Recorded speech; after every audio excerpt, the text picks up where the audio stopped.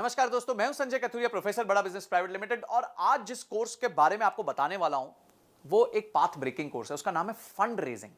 जी हां, देखिए, कोई भी जब स्टार्टअप चालू होता है या कोई भी मिड साइज कंपनी भी हो जाती है, उसके लिए फंड रेजिंग बहुत इंपॉर्टेंट होती है। तो फंड रेजिंग जो होती है वो दो तरीके से हो सकती है।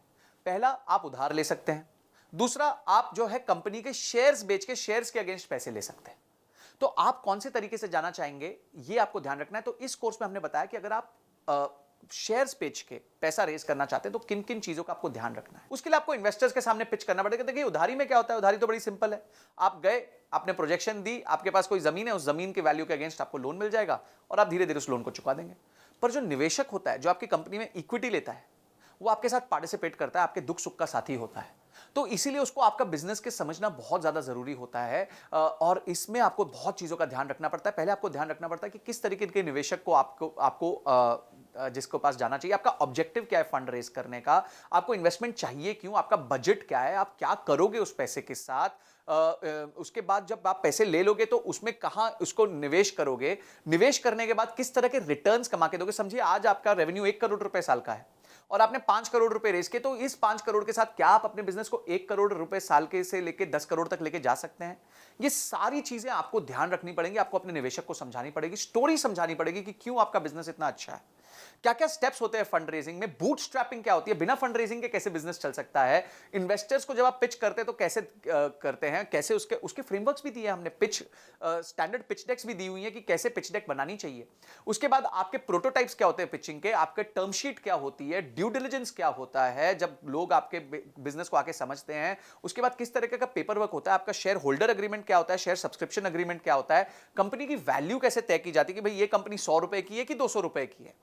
उसके बाद आप एंजल इन्वेस्टमेंट कैसे ला सकते हैं, वेंचर कैपिटलिस्ट को कैसे ला सकते हैं। और उसके साथ साथ हमने ये देखा है कि कुछ अच्छे एंटरप्रेन्योर्स से मिलकर हमने ये पता किया कि उन्होंने फंड रेज कैसे किया था, उनकी जर्नी कैसी रही है, उनके लिए कभी क्या प्रॉब्लम्स आई और उस प्रॉब्लम्स को उन्होंने कैसे सॉल्व किया। और अंत में जाके बॉम्बे स्टॉक एक्सचेंज में घंटी बजानी है, आईपीओ लेके आना है।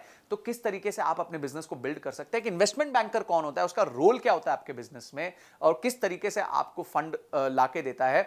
आप उसके बाद इन्वेस्टर रिलेशंस कैसे मैनेज करते हैं, जब निवेशक बोर्ड पे आ जाता है उसके साथ कैसे अपना आप रिलेशन मैनेज करेंगे। ऐसी 32 पावरफुल वीडियोस हमने बनाई हैं जिसमें case studies, examples, real life cases हमने लिए हैं, जिसको आप यूज करके फंड रेजिंग कर सकते हैं। तो बाप रे, इतना सुनने के बाद ही आपको मन करना चाहिए कि मैं इस कोर्स को अनलॉक कर लूं, इमीडिएटली अनलॉक कर लूं और जाके सारे वीडियोस को ध्यान से पढूं, उसको इंप्लीमेंट करूं और उसके बाद उसके रीडिंग मटेरियल्स को पढ़ के उसको और डीप में समझूं। तो ये सारी चीजें हमारे एक ही कोर्स में इतना सब आपको मिल जाएगा, इतनी सारी आपकी प्रॉब्लम सॉल्व हो जाएंगी। आपका गोल है अगर कि कंपनी के लिए फंड रेज करना है, तो आप इस वीडियोस को देख के बहुत अपने आप को इक्विप कर सकते हैं, प्रिपेयर कर सकते हैं। इसके साथ हमने 450 फंड्स की लिस्ट भी दी है जिनको आप अप्रोच कर सकते हैं, उनके फोन नंबर के साथ, उनके किसको आपको अप्रोच करना है उसके साथ। ये सारी चीजें हमने इसके साथ फ्री रिसोर्सेज दिए हुए हैं। तो इमीडिएटली जो है एक्शन लीजिए, क्योंकि एक्शन के बिना कोई परिवर्तन नहीं आएगा, कोई चेंज नहीं आएगा। तो आपने इस वीडियो को देखा, आपने इस कोर्स को अनलॉक किया और आपने ये तय किया कि इस कोर्स को देखने के बाद मैं फंड रेज में और ताकतवर हो जाऊंगा। इन सब के लिए आपका बहुत बहुत धन्यवाद।